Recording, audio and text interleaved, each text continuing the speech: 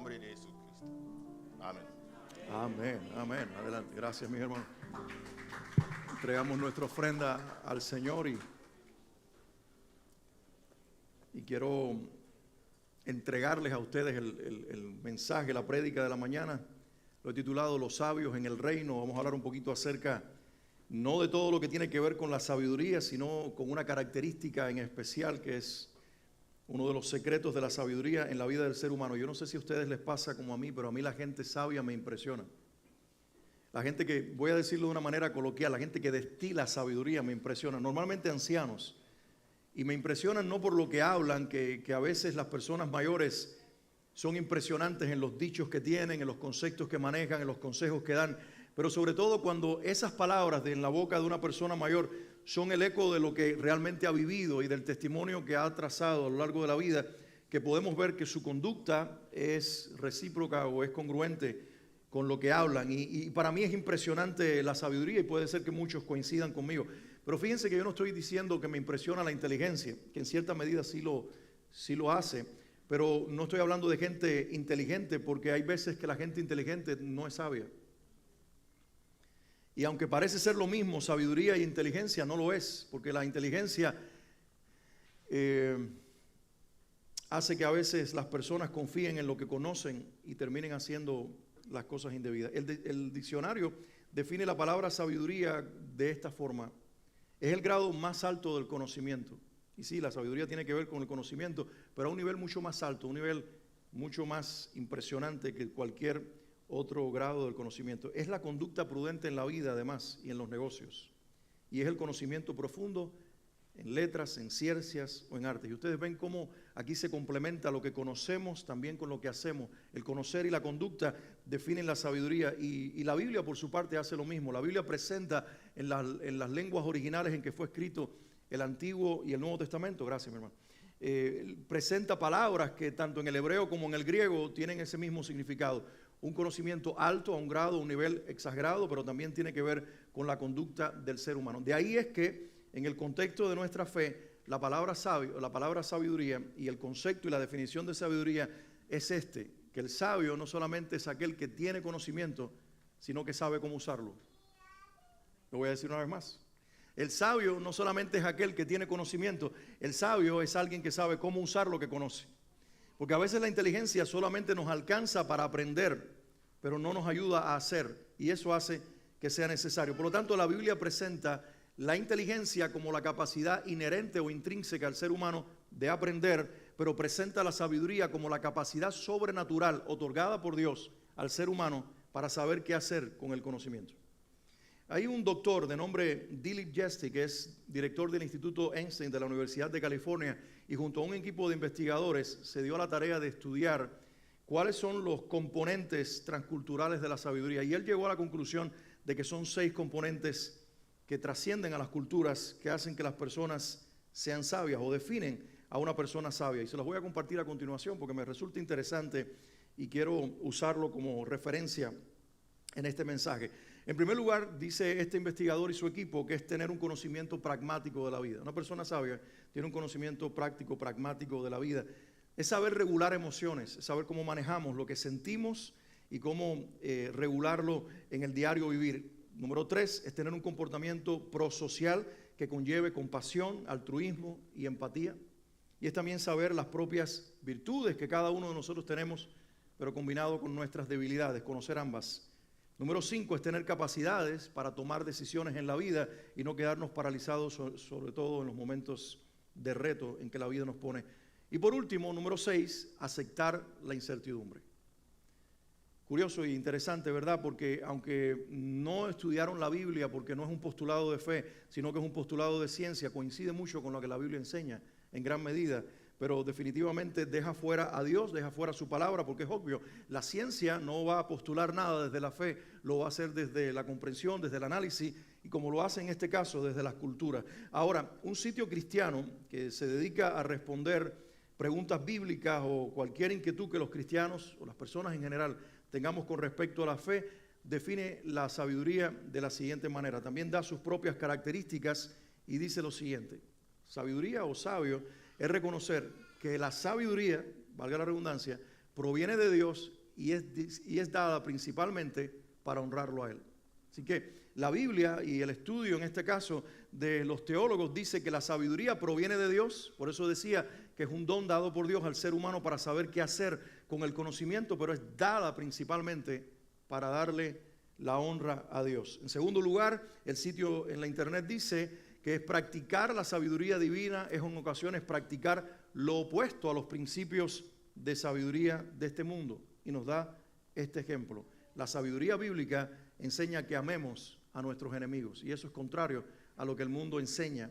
Número 3, la forma principal en la que obtenemos sabiduría es aprendiendo la palabra de Dios. O como dijo el sabio Salomón, el principio de la sabiduría, si lo sabes puedes decirlo conmigo, el principio de la sabiduría es el temor al Señor, el temor a Jehová. Número 4, además somos sabios cuando aprendemos a seleccionar, de acuerdo con la Biblia, a las personas adecuadas para compartir con ellos el resto de nuestra vida. No escogemos a los padres, pero sí a los amigos, sí a los cónyuges, y por supuesto estas son decisiones importantes por el resto de la vida. Y la última que menciona en este sitio es que una vida de oración es una vida sabia. Quien ora es sabio, y Salomón, por ejemplo, obtuvo la sabiduría cuando oró a Dios pidiéndoselo. Quería poner en contraste estas dos listas con respecto a la sabiduría, porque por un lado pueden coincidir la ciencia y la fe, la ciencia y la Biblia, pero por otro lado se separan porque es obvio, como yo decía anteriormente, la Biblia y la ciencia, la fe y la ciencia se separan en el punto donde Dios aparece, y obviamente la ciencia no va a considerar a Dios, en la mayoría de los casos, como un postulado para defender lo que cree, pero sí coinciden en muchas cosas. Pero ¿saben lo que me llama la atención? Y es lo que me lleva al mensaje de hoy, a todo lo que yo he querido introducir hasta ahora. Ambas ignoran algo. Y no me extraña de la fe, de la ciencia, disculpe. No me extraña de la ciencia que ignore lo que yo voy a mencionar como una característica clave para ser definido como una persona sabia. Porque la ciencia no va a considerar lo que yo voy a resaltar en los próximos minutos. Pero me sorprende que un sitio donde se trata de expresar lo que la Biblia dice haya ignorado una característica de los sabios que aparece en la Biblia. Y voy a responderlo con este texto de la Biblia, Proverbios 11:30, donde se nos da el secreto de una de las claves o características de la sabiduría. Dice Proverbios 11:30, el fruto del justo es árbol de vida. Y miren lo que dice al final, y el que gana almas es sabio. No aparece en ninguna de las listas que hemos visto hasta ahora, pero la Biblia y Salomón, el hombre considerado más sabio en todos los tiempos, incluye en este libro de Proverbios de sabiduría precisamente que el ganar almas es sabio. Y yo quiero hablarle a creyentes en este día, hombres y mujeres de fe, gente que ha confesado a Jesucristo como el Señor de su vida. ¿Dónde están en esta mañana? Todos los que han puesto su fe en la palabra de Dios y en el Dios de la palabra, que han puesto su fe en el Padre Dios, en su Hijo Jesucristo y en el Espíritu Santo, todos los que han creído que Jesús se encarnó, Dios se encarnó en Jesús para revelarnos el amor del Padre y establecer con nosotros una relación eterna que nos permita precisamente al irnos de esta realidad pasar una eternidad con Dios. ¿Cuántos dicen amén a eso? La Biblia dice que tú puedes ser sabio con todo lo anterior, respetando la Biblia, practicando la oración, decidiendo con qué persona compartir tu vida, etcétera, etcétera. E inclusive podemos añadir elementos de la ciencia, como mencionamos anteriormente, pero a esto quizás a veces lo ignoramos. El que gana almas es sabio. Y vamos a reconocer esto. Muchas veces en la iglesia nosotros admiramos a los ganadores de almas, la gente que comparte su fe, para decirlo de otra manera. El que comparte su fe diariamente, el que es apasionado por esto, lo consideramos precisamente una persona admirable, apasionada. Decimos, wow, yo quisiera tener la pasión de fulano, la pasión de Mengana, hablar como ella habla su fe, tener esa extroversión para compartir la fe. Y puede ser admirada una persona que comparte la fe dentro de la iglesia, pero muchas veces no lo consideramos sabio. Ignoramos que la Biblia llama sabio a un ganador de almas, a uno que comparte la fe. Y a veces en un contexto más negativo nosotros hasta rechazamos a los que todo el tiempo están predicando, y sobre todo por los estereotipos o los paradigmas que se han establecido o por las formas en que inclusive las personas usan para compartir la fe. Nosotros decimos, uy, no quiero parecerme a esa persona que mientras todos hablan de béisbol también habla de fe, y no quiero parecerme a ese que interrumpe conversaciones para meter a Cristo en todo lo que se está hablando, y no quiero parecerme al otro que está en una esquina con un altoparlante hablando de la fe. No quiero parecerme. De hecho, un amigo pastor estaba celebrando sus 25 años de predicar y pastorear una misma iglesia el sábado pasado. y junto con una multitud que estaba allí, yo estaba presente. Y él estaba compartiendo algo de su experiencia pastoral y compartiendo experiencia de su vida semana tras semana. Y dice que hace unos días pasó por una esquina y había una persona, no sé si un hombre o mujer, pero estaba con un speaker, un micrófono, predicando el evangelio. Y dice que él bajó el vidrio, se detuvo y comenzó a decirle a la persona: oye, gracias por lo que estás haciendo, porque realmente estás haciendo lo correcto. Y dice, viene un carro detrás y casi lo choca. Y él tuvo que entonces salir de aquel lugar, pero cuando salía estaba reflexionando y decía: a veces nosotros minimizamos el trabajo de las personas que de una forma como esta lo hacen en las esquinas, pero realmente están haciendo el ridículo por amor a una persona, a Jesús.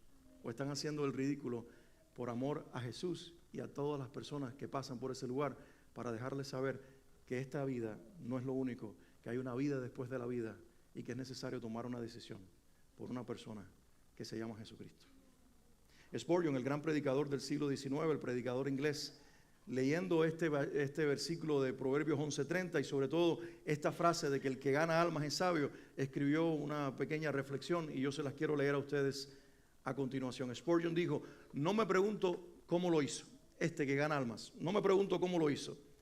Tal vez cantó el evangelio y no nos gustó, pero si ganó almas, es sabio. Los ganadores de almas tienen sus propios caminos, y si lo hacen y ganan almas, son sabios. Te diré lo que no es sabio: es ir por las iglesias y no hacer absolutamente nada, solo sentarse a criticar a los siervos fieles del Señor.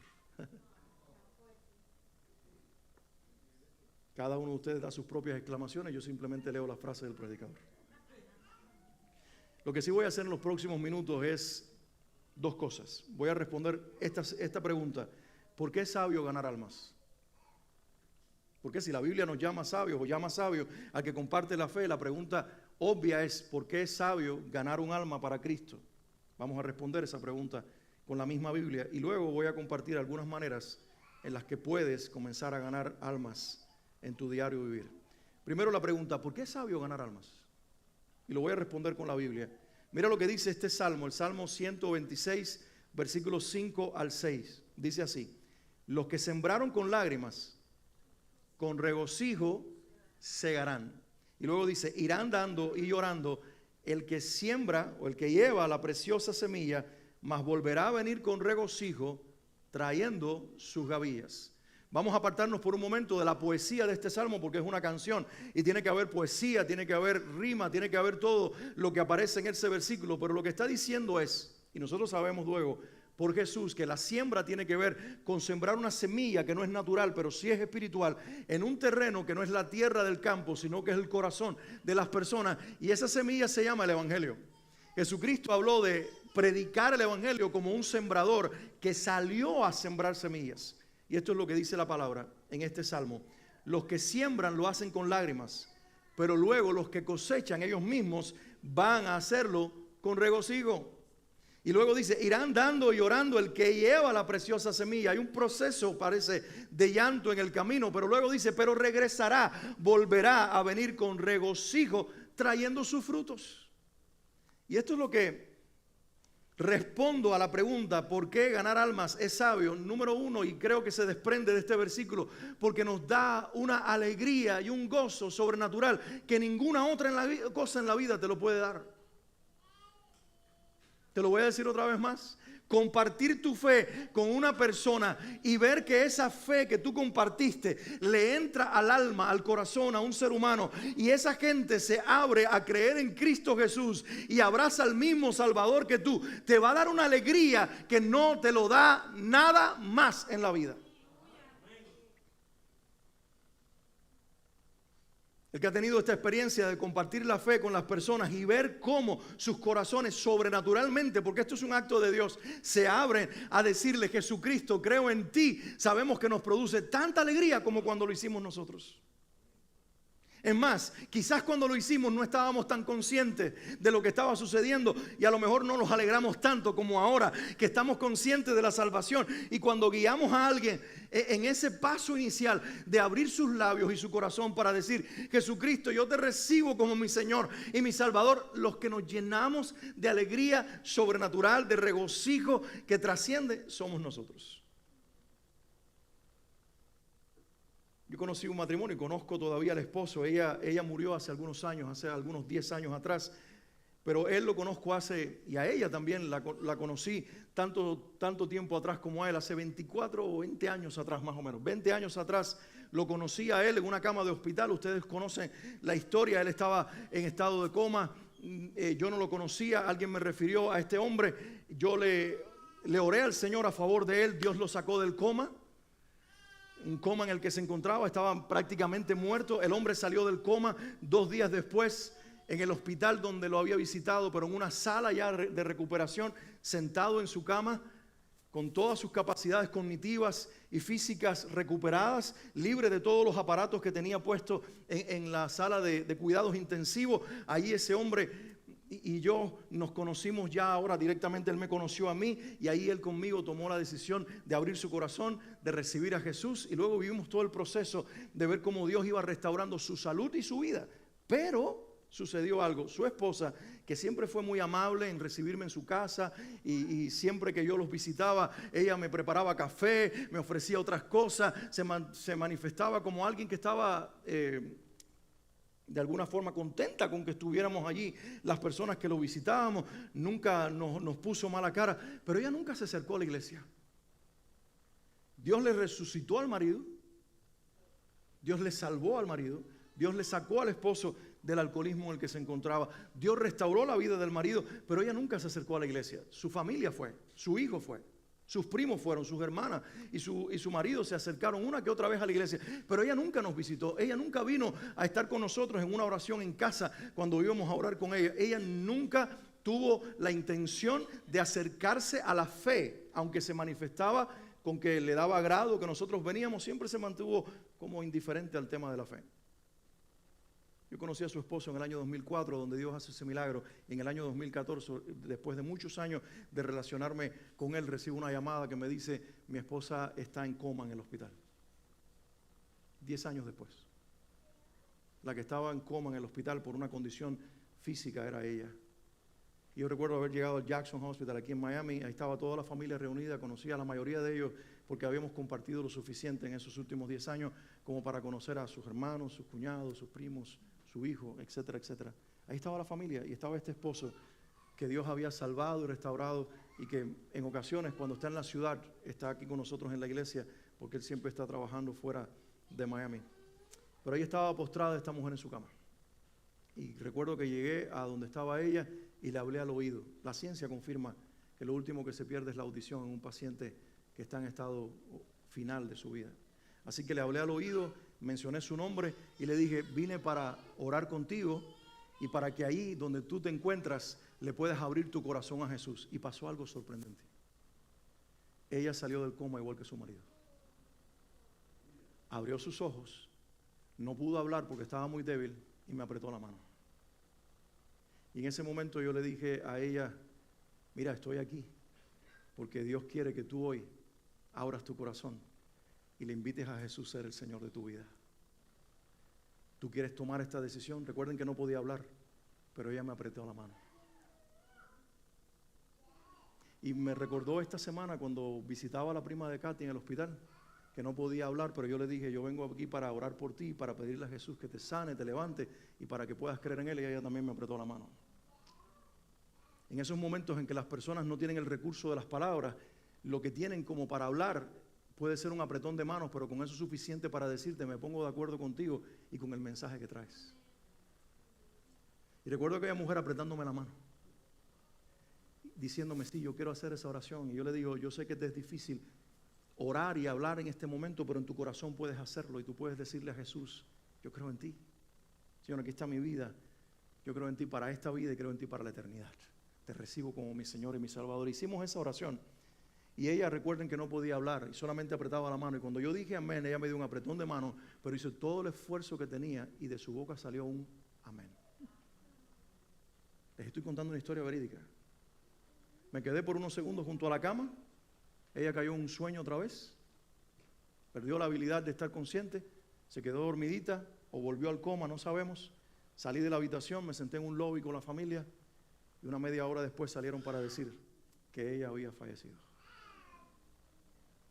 Es una tragedia la muerte del ser humano, produce dolor para la familia, pero hay unos sentimientos encontrados cuando alguien en ese momento final de la vida o en algún momento de su vida antes de ese momento final toma la decisión correcta de abrir su corazón al dador de la vida y decirle: yo no quiero pasar la eternidad lejos de ti, yo quiero pasar la eternidad contigo, yo quiero darte la oportunidad de que me salves. Hay alegría sobrenatural en compartir el evangelio de Jesucristo. Yo quiero animarte a que tengas la experiencia, si has conocido a Jesús, si eres un creyente, a que tengas la experiencia de compartir tu fe.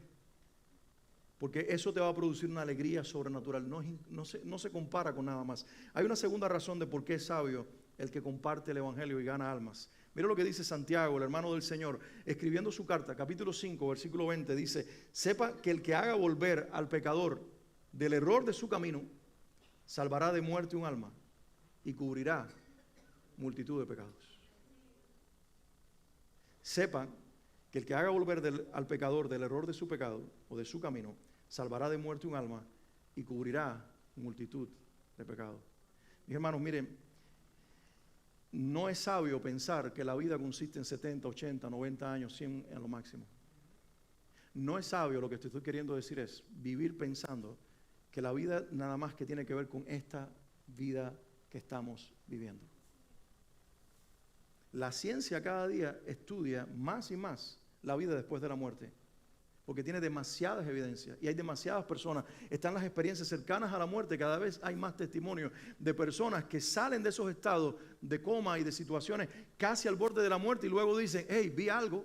Algunos hablan de un túnel oscuro, una luz al final, otros ven realidades inclusive como flores, en fin, todos los que han tenido esa experiencia, o los que hemos tenido esa experiencia, porque yo recuerdo una vez que me pasó en Puerto Rico, me fui del aire y aparecí en otro lugar hasta que me trajeron de vuelta. Y les puedo contar lo que vi, lo que sentí, dónde quería estar y todas esas cosas. Lo hemos vivido y podemos narrar experiencias. Y la ciencia dice: hey, esto no es locura de la mente, esto no son ideas que la mente se ha creado, sobre todo después de que un neurocientífico inglés, ateo 100%, escribe su propia experiencia al borde de la muerte y habla de la conciencia del alma que él no reconocía y de la existencia de Dios al cual abraza después de esta experiencia. La vida después de la muerte es una realidad que aún la ciencia comienza a mirar con más detenimiento, a poner aparatos a ver si ven al alma salir del cuerpo, porque sí existe la eternidad. El único detalle que la Biblia dice es que la eternidad se vive en un lugar o en otro. Se vive con Dios o se vive sin Dios. Y si vives con Dios hay bendición, si vives con Dios hay tragedia. Dicen que la mayor tragedia de pasar la eternidad sin Dios es precisamente esa, que Dios no está. Porque la vida está en dependencia del dador de la vida, de la fuente de la vida. Y la fuente de la vida es Dios. Y dice la Biblia que cuando nosotros compartimos nuestra fe con otra persona, la hacemos volver del error de su camino, esa persona es salvada de la muerte y sus pecados son cubiertos. Hay una vieja canción que cantaban algunos cantantes en muchos años atrás cuando comencé a creer y decía en parte la letra: gracias, pero no era gracias a Dios en el caso de esta canción, sino gracias a la persona que los había ayudado a creer en el Señor. Dice: gracias por darme al Señor, soy una vida que Él cambió. Y la letra de la canción era desde el cielo, personas que en la eternidad se le acercan a un creyente que entró a la eternidad después de la muerte, y ahí están las almas de muchas personas. Dice: gracias, soy una vida que Él cambió. Soy aquel niño en la escuela dominical al que le diste una clase y cuando me enseñaste la Biblia abrió mi corazón y a partir de ese momento Jesús fue una realidad para mí. Gracias, estoy aquí. Gracias a ti, gracias a Dios que te usó a ti para traerme aquí. Soy aquel indígena en una tribu en medio del Amazonas o tal vez en África que tú usaste tu ofrenda monetaria para que un misionero llegara a donde yo estaba. Quiero darte gracias porque gracias a esa decisión de poner tu dinero a favor del reino de Dios, hoy estoy compartiendo contigo la eternidad. Gracias. Gracias por darme al Señor. Soy una vida que Él cambió. Y el que tiene a Cristo en el corazón tiene hoy razones para decir: gracias Dios, gracias Jesús por aparecerte en el camino de mi vida. Pero por lo menos hay una persona a la cual agradecer, a alguien que Dios usó para regalarte un tratadito, una Biblia, decirte Dios te ama, orar contigo, compartirte su fe, llevarte al encuentro del Señor Jesucristo. ¿Cuántos agradecidos hay en este lugar? La mejor manera de pagarle con gratitud a Dios su salvación y a la persona que se dejó usar para que creyéramos es compartiendo nuestra fe con otros. Es sabio predicar el Evangelio, porque cuando lo hacemos nos llenamos de una alegría sobrenatural, y cuando lo hacemos traemos de regreso las personas al encuentro con su Señor. Pero déjenme ir a la segunda parte de lo que quiero compartir, las maneras en las que podemos compartir el Evangelio, y esto es muy práctico y muy sencillo, y quiero compartírtelo en este momento. Lo primero, básico, únete al ministerio de evangelismo de tu iglesia, de nuestra iglesia. Todos los meses nosotros estamos saliendo a compartir con la comunidad el amor de Jesús. De una forma natural, de una forma conversacional, de una forma práctica, pero allí tú puedes alimentarte y como dijo aquel viejo predicador que fundó las cruzadas estudiantiles para Cristo, Bill Bright, cuando un creyente se une con otro, es como dos pedazos de madera que están ardiendo por separado, y cuando tú los unes, el fuego se hace mayor. Cuando tú unes tu pasión por Cristo con la de otro, tu fuego se alimenta. Y si estás medio apagado, se va a avivar tu fuego. Y si el de él está medio apagado, se va a avivar el de la otra persona. ¿Qué sucede? Decía Bill Bright, cuando tú separas esos dos pedazos de madera que estaban ardiendo. Van a seguir ardiendo por un tiempo, pero luego ¿qué va a pasar?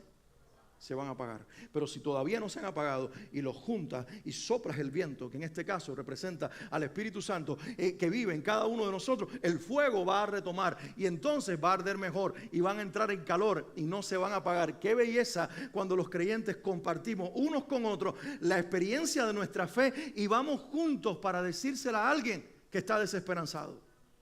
Llegar a una cama de hospital y decirle al enfermo, hay esperanza para ti, no solo de salud física, sino de una eternidad garantizada con un Dios que te ama para esta vida y también para la que viene. Qué tremendo decirle a una persona que está en medio de conflictos familiares, mira, Dios te puede dar paz en medio del caos. No necesariamente salvar tu familia, pero sí salvarte a ti. Y si te salva a ti, es el inicio de salvar una familia. Qué tremendo decirle a una persona que está al borde del suicidio porque su economía se rompió y no tiene esperanza, de decirle, conozco a uno que restaura también la finanza, pero que si aún estas continúan rotas, Él va a arreglar tu vida, porque tu vida es mucho más que lo que tienes en el bolsillo o en la cuenta del banco. Y si esa persona le cree a Dios, será invadida por un gozo sobrenatural, el gozo de la vida eterna, porque la verdadera fe no depende de si Dios sana mi cuerpo, restaura mi familia o me da dinero. Es que en medio del caos Él genera paz, da esperanza y nos da una relación eterna con Jesucristo. Y si le damos esa fe a las personas, que también puede sanar y restaurar y hacer todo lo demás, pero creerle a Dios en medio del problema y sabiendo que Dios nos puede llenar de paz, llenarle la vida a una persona de paz y ser el instrumento para que Dios lo haga, no tiene comparación. Únete cada mes al ministerio de tu iglesia. Tal vez al principio no sepas cómo hacerlo, pero aquel que tiene un poquito más de experiencia te va a guiar en el camino y te va a llevar para que tú sepas cómo decirle a otra persona, Dios te ama y tiene un plan maravilloso para tu vida. Amén. En segundo lugar, una manera práctica de hacerlo es comparte tu testimonio. Hay muchos creyentes, dicen en algunos países, se hacen bolas. Se enredan en esto y dicen, bueno, es que yo no conozco mucho la Biblia de memoria, es que tal vez yo comience a decirle a una parte de la Biblia y se me olvide y haga el ridículo. Mira, no te preocupes, no tienes que ni mencionar el texto de la Biblia. Habla de lo que tú eras y quién eres ahora y cómo la diferencia está en una persona, Jesucristo. Dile, mira, yo vivía de esta manera, pero luego tuve un encuentro con Jesús y ahora vivo de esta manera. Yo era esta persona, yo estaba en esta situación, pero luego vino Jesús e hizo esto conmigo. Tu testimonio habla por ti solo. Y puedes compartirlo personalmente o puedes usar las redes sociales. Hoy que estamos en la época de la tecnología, puedes usar el Facebook, puede ser el Instagram, puedes usar el TikTok. Hay gente que está haciéndolo de esa manera. Hay personas que están usando un segundo en redes sociales para hablar del amor de Jesús y están tocando millones de personas. ¿Por qué? Porque los llenó una pasión sobrenatural de ganar almas para Cristo. Y ellos no buscan ser reconocidos como sabios, pero están siendo sabios porque están pensando más allá de esta vida. Comparte tu testimonio, háblales a otros lo que Dios ha hecho contigo. Aprovecha la oportunidad, el momento. Lo peor que puede pasar es que cuando la gente comienza a hablar de sus tragedias, tú comiences a hablar de las tuyas. Y no niego que las tengas, pero cállalas en ese momento. Y si las vas a contar, habla desde una perspectiva de fe, de cómo Jesús en medio de tu realidad te da esperanza y te da paz. Para que esa persona descubra que se pueden tener problemas, pero se pueden mirar de una manera diferente, porque una persona está cambiando la realidad. Y con ese testimonio, cambiarle la vida a una persona. Ora por la gente. No solamente tenles compasión con la mirada, el brazo por encima y que te vaya bien, good luck, buena suerte. No, dile, quiero orar por ti. Conozco un Dios que puede cambiar las cosas. Conozco un Dios que lo hizo conmigo, que lo ha hecho con miles, que lo ha hecho con millones, que viene 2000 años haciendo lo mismo con miles y millones de personas. Tú no eres la excepción, Dios lo puede hacer contigo. Solamente ábrele tu corazón y darle la oportunidad a las personas que crean en el Señor. No es tuyo el cambiarlos, el salvarlos, pero sí el darles el testimonio, y tu testimonio les cambiará la vida. Y lo último que te voy a decir, la última manera que puedes usar es invitar personas a la iglesia. Es lo más sencillo que puedes hacer. Mira, quiero invitarte a algo. Ven conmigo a un lugar donde cuando cantamos, cuando escuchamos el mensaje, cuando oramos, Dios me invade con una paz. Hemos creado una familia alrededor de esa experiencia de fe. Y yo quiero que vengas y te sientes conmigo. Comparte una vez por semana, invita a tus familiares. Aprovecha que ellos te están diciendo y te están dando signos de que necesito a Dios. Y en ese momento diles, yo quiero que vengas conmigo y que conozcas a Jesús. A lo mejor tú no puedes compartir la fe directamente. A lo mejor es verdad que se te olvida la Biblia. A lo mejor inclusive te da pena y te da temor compartir tu testimonio. Pero puedes hacer algo, una invitación. Una invitación le puede cambiar la vida a una persona. Y no lo hacemos para llenar una silla vacía. Y no lo hacemos para crear o para crecer una organización. Lo hacemos para que una vida más se pueda sentar en el cielo, en la mesa que su Señor ya tiene preparada para él, y conocer cara a cara aquel que cuando era formado, él o ella, en el vientre de su madre, ya lo conocía y ya lo amaba. Es una tragedia, para mí es una tragedia, y quiero invitarles a ustedes también a pensar de esta manera. Es una tragedia que alguien que fue formado por Dios en el vientre de su madre se vaya de este mundo sin conocer como padre aquel que tanto amor tuvo en formarlo en el vientre de su madre. Para mí es una tragedia. Entonces nuestra labor es que las personas descubran que hay un Dios que los ama, que los amó antes de que ellos nacieran, que los cuidó en el vientre de su madre, que ha estado con ellos en todos los años, inclusive que aunque ha permitido las tragedias de la vida, porque son el resultado de este mundo en el que vivimos, los libró hasta el día de hoy y los trajo hasta este momento para que sepan que Él los ama y que su vida tiene valor para Dios. Y que alguien descubra que su vida tiene valor para un Dios que lo ama, no como un Dios distante y un creador lejano, sino como un Padre cercano, no tiene precio. Jesús tiene que ser el mensaje en nuestros labios. Jesús tiene que ser el mensaje en nuestra boca. Mis hermanos, concluyendo lo que he compartido con ustedes en este día, es sabio aquel que reconoce que ha sido llamado por su Señor a ser un ganador de almas. No sé si lo habías visto anteriormente, a lo mejor decía, es sabio el que sabe cómo manejarse familiarmente, es sabio el que sabe cómo manejar su finanza, es sabio el que sabe cómo manejarse profesionalmente. Y sí, eso es sabiduría, es sabio el que sabe manejar su cuerpo y mantenerse sano. Eso también es sabiduría, pero dice la Biblia, pero ¿sabes qué? Quiero que le añadas a tu lista y a todas las listas que aparecen por todas partes, esto, es sabio el que gana almas. El ganador de almas tiene la sabiduría de reconocer que no ha sido llamado a convertir las almas. Eso solo lo hace el Espíritu Santo. Lo que sí tiene claro es que a Dios le agradó salvar al mundo por la locura de la predicación.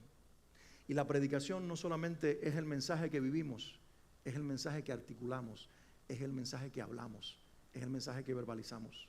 A Dios le agradó que nosotros habláramos nuestra fe, porque como dice la Biblia, la fe viene por el oír, ¿y el oír qué? El oír la palabra de Dios. Es en tu boca que cuando la gente escucha la palabra de fe y entra por sus oídos, les cambia el corazón. El testimonio habla, pero no puede sustituir las palabras, tiene que completar las palabras. Y a veces decimos, yo predico con el testimonio. Sí, pero úsalo, háblalo, como yo te invité esta mañana.